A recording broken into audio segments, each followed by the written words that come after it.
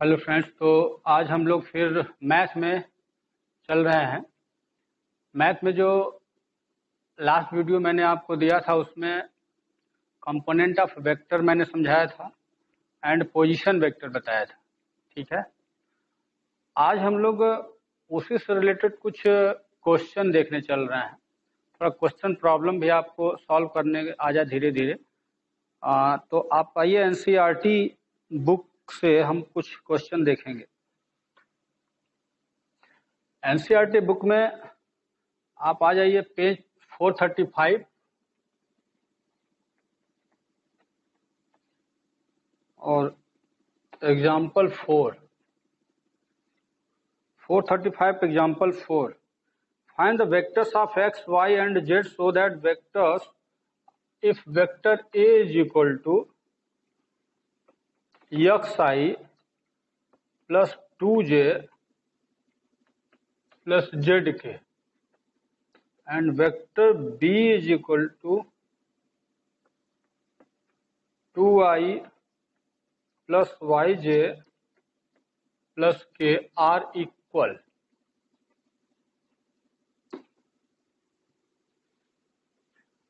Question फिर से समझ लीजिए। इसमें कह रहा है कि if we have two vector, vector A and vector B like this, but given that both vectors are equal, then what will be the value of x, y and z? What will be the value of x, y and z? तो solution में आ जाइए। Simple question है, if vector a is equal to vector b, then xi plus 2j plus zk is equal to 2i plus yj plus K. Okay, it gives. अब जरा ध्यान दीजिए, आई को आई के साथ लिखेंगे तो इसको x माइनस 2i कैप लिखा जा सकता है। इसको इधर ला करके कॉमन ले लीजिए। जे के साथ जे वाला तो इसको 2 माइनस वाई इंटू जे लिखा जा सकता है, और यहाँ पे z माइनस 1 इंटू के, और ये हो जाएगा जीरो वेक्टर। ठीक है, इन सबको इधर ला करके आई जे के ऐसे लगा लीजिए। और अगर ये जीरो वेक्टर है तो जीरो वेक्टर का मतलब होता है अगर कोई भी जीरो वेक्टर तो इसका सारा मल्टीपल जीरो हो जाएगा। कहने का मतलब कि अगर मान लीजिए A I cap B J cap C K cap is equal to zero, तो ए इज इक्वल टू भी जीरो होगा, बी भी जीरो होगा, सी भी जीरो होगा, अलग अलग। तो यही रूल अप्लाई करिए कि अगर ये जीरो वेक्टर हो गया तो हम कह सकते हैं x minus 2 is equal to zero, 2 minus Y is equal to zero and z minus 1 is equal to zero. तो अब हमको क्या मिल गया, x इज इक्वल टू 2 मिलेगा, y इज इक्वल टू 2 मिलेगा, z इज इक्वल टू 1 मिल जाएगा। ठीक है, मतलब ये वेक्टर का सॉल्यूशन थोड़ा सा आपको इंट्रोडक्शन दे रहे हैं कि कैसे आप सॉल्व करोगे ऐसे वेक्टर क्वेश्चन को। ठीक है, अब आप इसको चेक करते रहना।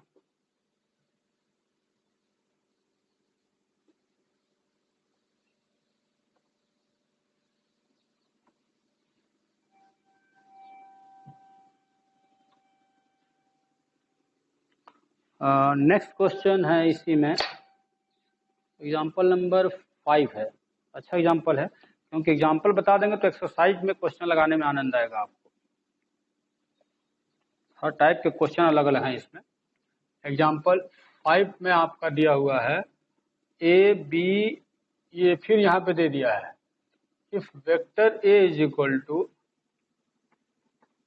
आई plus 2j and vector B is equal to 2i plus j, कह रहा है कि is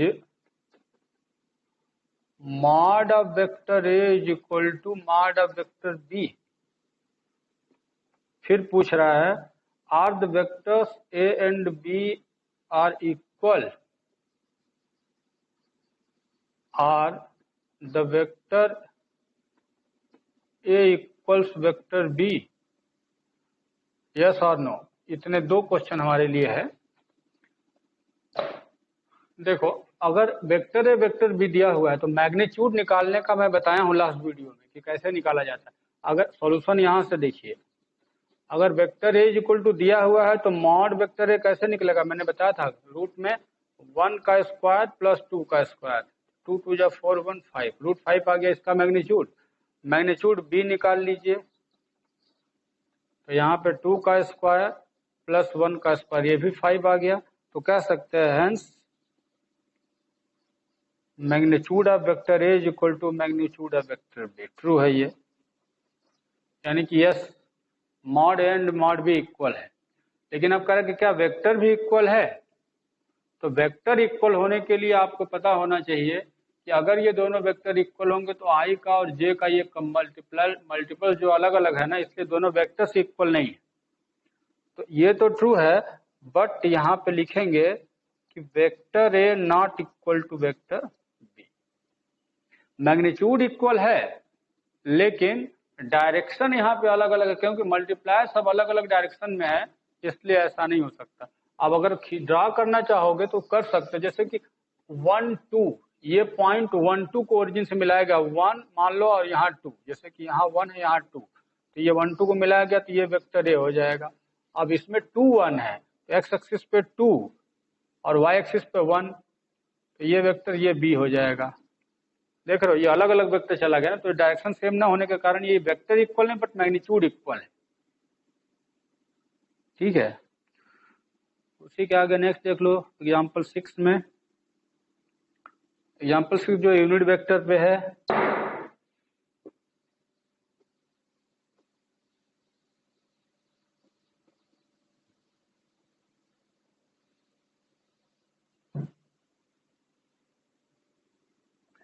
example 6 find unit vectors in the direction of vector ए। बहुत अच्छा क्वेश्चन है, इस टाइप का बहुत यूज करना है, इसलिए ध्यान से देखेंगे इसको। 2 3 1 2i प्लस 3j प्लस के। क्वेश्चन आपका क्या है कि find the unit vector along the vector this, unit vector along vector this. तो वी नो दैट, हम लोग को ये पता है कि जो यूनिट वेक्टर अलोंग ए फार्मूला होता है vector A upon mod vector ए, याद आ रहा है? Unit vector along the vector A is given by the vector A upon magnitude of that vector. ये फार्मूला है किसी वेक्टर के डायरेक्शन में यूनिट वेक्टर फाइंड करने का। तो अच्छा, अब हमारे पास वेक्टर ए तो दिया हुआ, लेकिन मॉड वेक्टर ए अगर निकालना हो तो निकाल सकते हो। मॉड वेक्टर ए का मतलब यहाँ 2 का स्क्वायर 3 का स्क्वायर 1 का स्क्वायर, 2 2 जा 4 9 1 रूट 14, ये मॉड वेक्टर ए मिल गया ना। इसके बाद अब कह सकते हो कि A cap is equal to vector A means 2i plus 3j plus K upon 14, तो 1 upon 14 2i 3j plus, this is your answer. ये कैप की वैल्यू है। कैप का मतलब ही होता है unit vector along vector A, unit vector along vector A. ठीक है,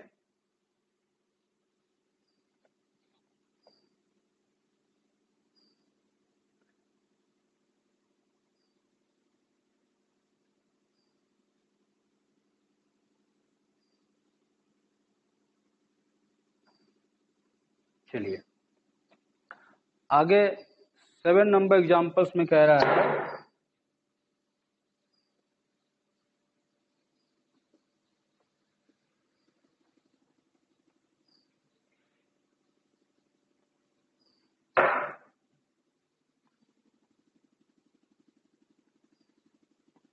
example 7, find a vector in the direction of vector इतना। एक वेक्टर ए दिया हुआ है और यहाँ i माइनस 2j है, दैट हैज मैग्नीट्यूड 7 यूनिट। मतलब ये कह रहा है कि इस वेक्टर के डायरेक्शन में ऐसा वेक्टर प्राप्त कीजिए जिसका मैग्नीट्यूड से 7 यूनिट है। that vector having the magnitude only 7 unit but the direction of that vector like this vector, जो डायरेक्शन इसका है वही डायरेक्शन उसका होना चाहिए। अब कहोगे सर इसके डायरेक्शन से क्या मतलब है, तो भैया इसके डायरेक्शन से बड़ा सिंपल मतलब है जरा, क्योंकि सब टेक्निक है सवाल को हल करने का। अच्छा देखो, अगर ये वेक्टर है तो इसके डायरेक्शन में यूनिट वेक्टर निकाल लिया जाए, तो यहां लिखोगे यूनिट वेक्टर एलॉन्ग ए, तो इसको कैसे डिनोट करोगे, A cap is equal to vector A upon mod vector A होगा। चलो I minus two J upon root 1 का स्क्वायर और -2 का स्क्वायर, तो ये हो जाएगा I minus two J upon 2 टू जा 4 1 5। ये ए कैप की वैल्यू आ गई। ए कैप का मतलब unit vector along vector A हो गया। But we have another vector having magnitude 7 है, तो मैग्नीट्यूड 7 है और डायरेक्शन इसका इतना है, तो मैग्नीट्यूड में अगर डायरेक्शन का मल्टीप्लाई कर दो तो नहीं मिल जाएगा। तो यहां लिख सकते हो रिक्वायर्ड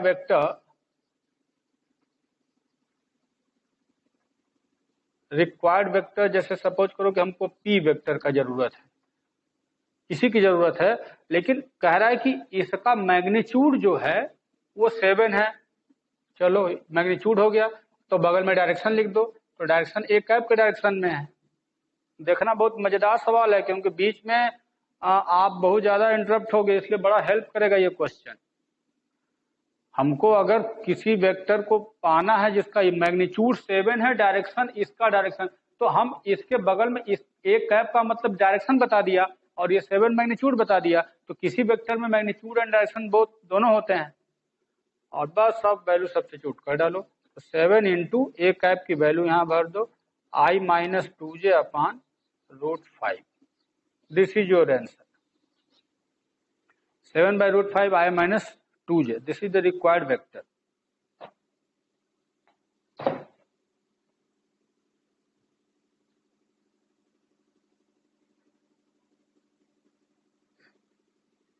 ठीक है।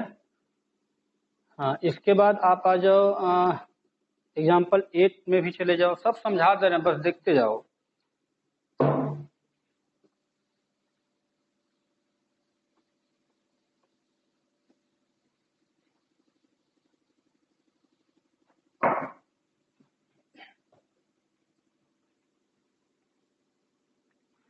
एग्जाम्पल नंबर 8 में आ जाइए।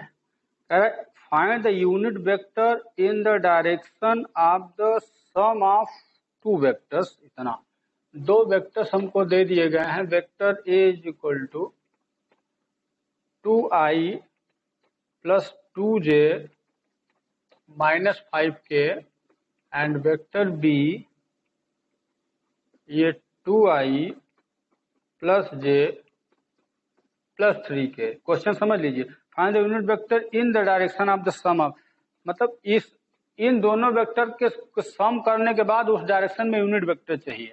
तो जो सम वेक्टर करोगे उसको कुछ मान लो, let vector p is given by vector a plus vector b। क्या बोला है, find the unit vector along the sum of these two vectors.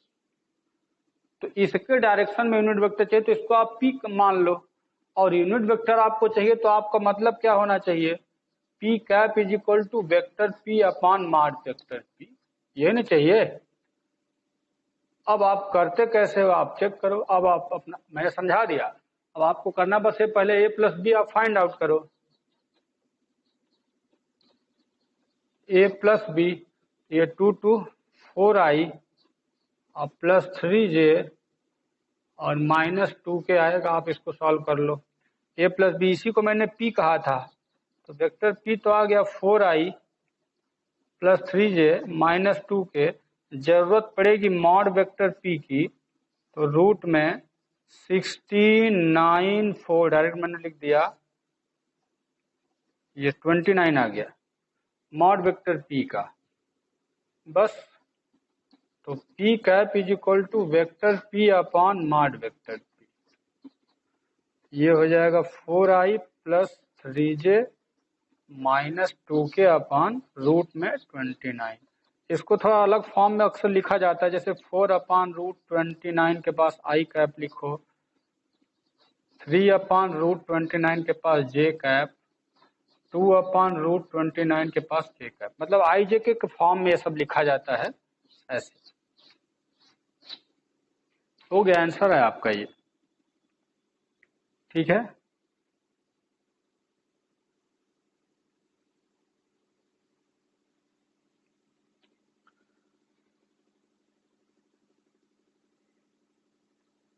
Example number 9 है right the direction ratios of the vector. तो direction ratio भी मैंने आपको पढ़ाया नहीं है। डायरेक्शन रेशियो, डायरेक्शन कोसाइन, ये दोनों मैंने अभी आपका छोड़ा है जानबूझ करके, क्योंकि पहले वेक्टर से रिलेटेड चीजें क्लियर कर लीजिए, उसके बाद डायरेक्शन पढ़ाएंगे, बिल्कुल आसानी समझ में आएगा। ठीक है ना। तो अभी डायरेक्शन रेशियो, डायरेक्शन कोसाइन वाले क्वेश्चन को छोड़ करके बाकी एक्सरसाइज के क्वेश्चन को आप लगा सकते हो। लेकिन अभी एक टॉपिक इसमें और है इजी, पहले ये देख ही लो अच्छा।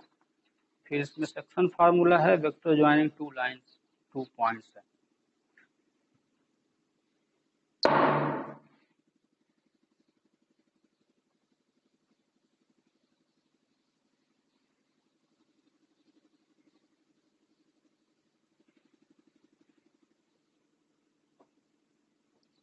तो इस हेडिंग को पढ़ लो, वेक्टर ज्वाइनिंग 2 पॉइंट्स।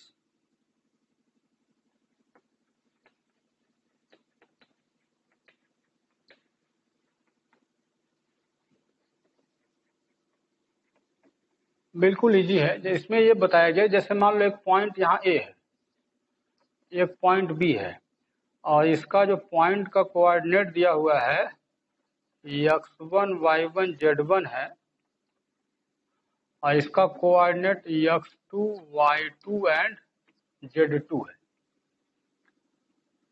तो वेक्टर ए बी आपसे फाइंड करने के लिए बोल रहा है। तो वेक्टर ए बी कैसे निकालोगे? तो मैंने बताया था वेक्टर ए बी का मतलब क्या लिखोगे, vector O B minus vector O A. O का मतलब कहीं भी, जैसे हमने यहाँ पे ही ओ ले लिया हो, ये वेक्टर ओ ए होगा, ये वेक्टर ओ बी होगा। तो वेक्टर ए बी निकालने के लिए ओ बी माइनस ओ ए कर लो। लेकिन आप जानते हो अगर इस जो उसको ओ माने हो, इसको ओरिजिन 0 0 0 ले लो। तो आपको बताया था ना कि वेक्टर अगर ओ ए चाहिए, ध्यान देना अब यहाँ पे, वेक्टर ओ बी अगर चाहिए, सावधानी से देखना, हमको ए बी फाइंड करना है, तो ओ बी माइनस ओ ए। लेकिन ओ बी का मतलब है कि बस यहीं पे इसके बगल में आई जे के लगा देना, यानी कि x2 i y2 j and z2 k हो गया, माइनस ओ ए का मतलब इसमें आई जे के लगाओ, x1 i y1 j and z1 k हो गया। अब आप इसको सब्ट्रैक्ट करो, तो x2 minus x1 i cap, y2 minus y1 j cap, और z2 minus z1 k cap.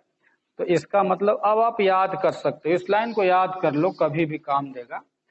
हाँ, अगर वेक्टर बी ए यहीं पे कोई पूछेगा तो ये भी समझ लो, बी ए का मतलब अब ये पलट जाएगा, उसमें से ये घटेगा तो उल्टा हो जाएगा। ये x1 minus x2 i cap, y1 minus y2 j cap and z1 minus z2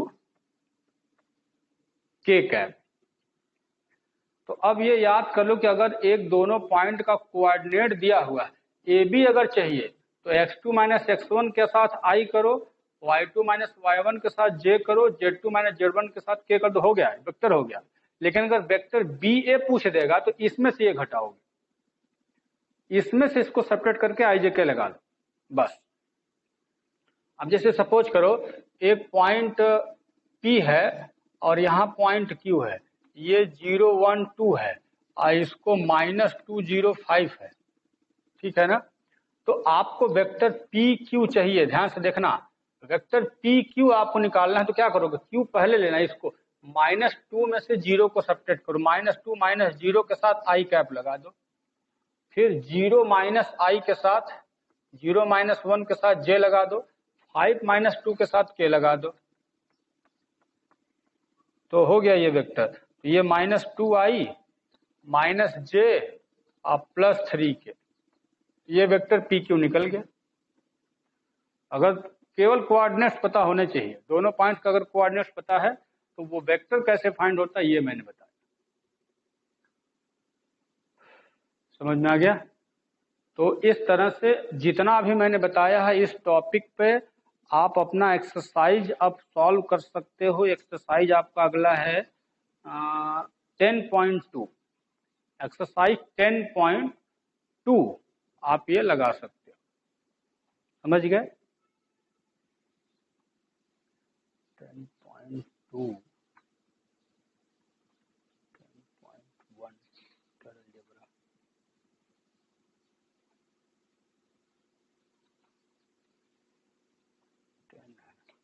ठीक है ना? तो ये एक्सरसाइज अब आप क्वेश्चन सॉल्व करिएगा। समझ गए? एक्सरसाइज 10.2 को आप सॉल्व कर सकते हो। 10.2 है जबकि 9.2 होना चाहिए 10 में। Okay, thanks for today.